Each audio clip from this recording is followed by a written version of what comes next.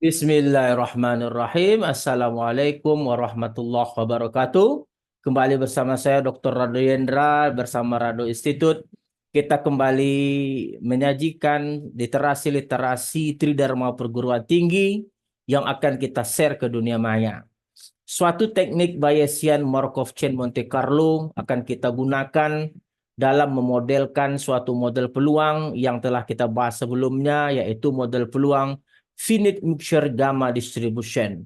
Apa itu finite mixture gamma distribution? Silakan masuk ke Rado Institute, cari tentang pembahasan finite mixture gamma distribution. Yang penting pada kali ini adalah kita akan meninggalkan teori itu, kita akan langsung saja masuk kepada penggunaan Bayesian Markov Chain Monte Carlo. Oke, kita coba lihat bagaimana itu dilakukan. Kita coba lihat R kita. Kita berbasis R tentunya. Share. Kita lihat R kita. Nah, ini R kita. Jadi R kita tetap menggunakan data yang ada pada riset artikel. Itu pada data tabel 2, data Z kita. Caps lock Z. Nah, seperti biasa dalam membangun Bayesian Markov Chain Monte Carlo, kita perlu membangun suatu coding fungsi likelihood untuk model finite mixture gamma distribution. Nah, ini dia nih. Ini dia. Dengan fungsi densitas peluang seperti yang kita sorot berparameter 1 yaitu U. Nah, U berparameter 1. Nanti U-nya itu akan kita rubah menjadi theta. Oke, setelah kita jalankan fungsi likelihood, kita mulai proses Markov Chain Monte Carlo dengan memberikan nilai awal 0,1.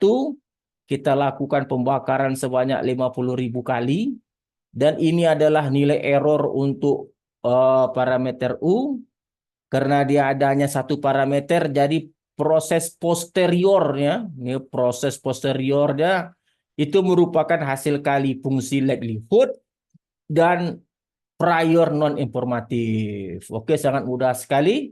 Kita jalankan sebanyak 50.000 kali. Kita coba lihat seperti apa hasilnya. Lalu kita tunggu sampai prosesnya itu selesai. Jadi seperti biasa kita dapat katakan bahwa proses Bayesian MCMC ini bisa cepat, bisa lama. Cepat kalau fasilitasnya bagus. Kalau komputer atau laptop memorinya bagus, speknya tinggi, insya Allah dia akan cepat. Tetapi kalau nanggung-nanggung atau bahkan lebih parah lagi jelek dan jadul, itu bisa-bisa dia tidak jalan atau jalan lama sekali. Nah, kebetulan di Rado Institute ini laptopnya menengah ya, menengah karena sudah sering dipakai. Jadi kita biarkan saja dia berproses karena Markov Chain Monte Carlo ini memang andalannya adalah bagaimana kekuatan kebaikan fasilitas. Kalau matematiknya simpel saja. Hanya tergantung kepada fungsi likelihood dan prior non-informatifnya. Setelah dapat posterior, nanti kita akan lihat trace plot dan posterior plot. Bagaimana, apakah dia cantik atau tidak, nanti kita dapat lihat kalau dia konvergen atau menuju kepada satu bilangan tertentu, ya itu bagus sekali hasilnya.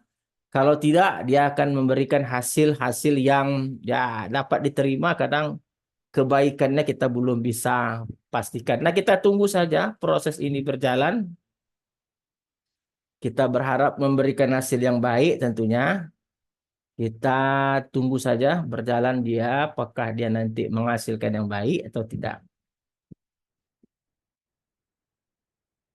Ya, dia masih berjalan. Kita tunggu saja. Kita tunggu saja prosesnya. Kita lihat saja prosesnya berjalan atau tidak.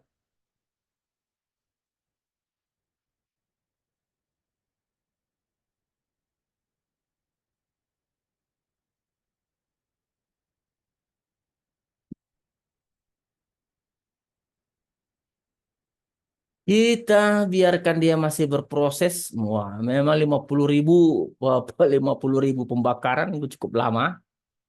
Dan yang menjadi masalah adalah ketika kita menunggu lama dia tidak berhasil. Wah, itu mengecewakan. Tapi kalau lama tapi berhasil, wah, memberikan kepuasan tersendiri. Kita coba biarkan saja dia berproses, nanti kita akan lihat hasilnya bagaimana.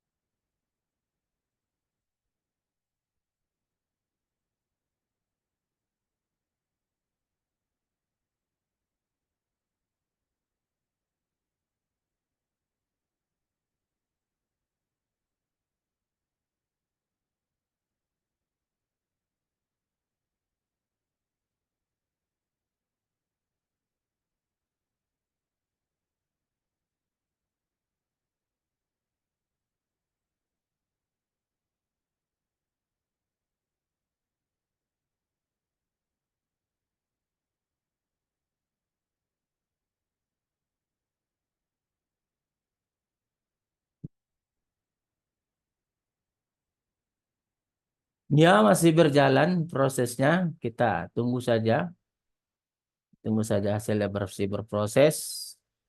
Sabar menunggu untuk mendapat hasil yang baik.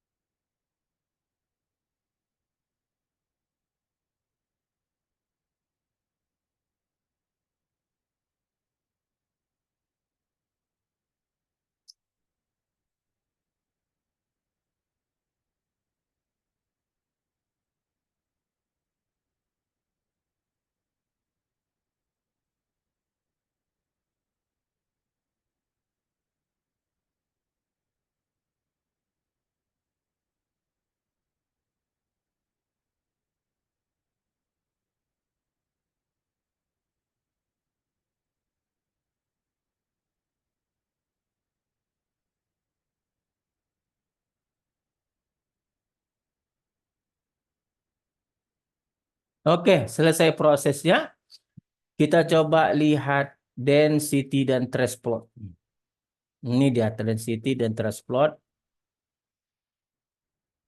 Wah, luar biasa.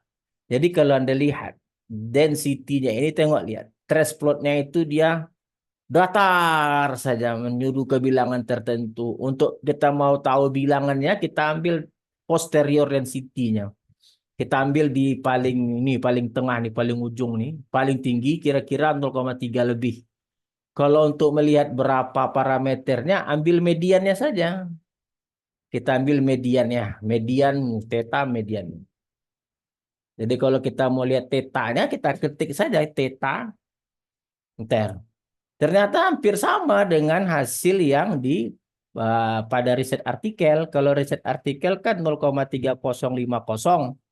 Kalau kita 0,3060. Jadi kalau begitu, saya rasa apa yang kita lakukan pada saat ini, kita selalu fokus kepada penggunaan Bayesian, hasilnya luar biasa sekali. Dapat dijadikan sebagai alternatif oleh mahasiswa kita untuk melakukan riset ataupun peneliti lain. Saya rasa cukup kajian kita pada hari ini. Jumpa lagi pada sesi berikutnya. Assalamualaikum warahmatullahi wabarakatuh.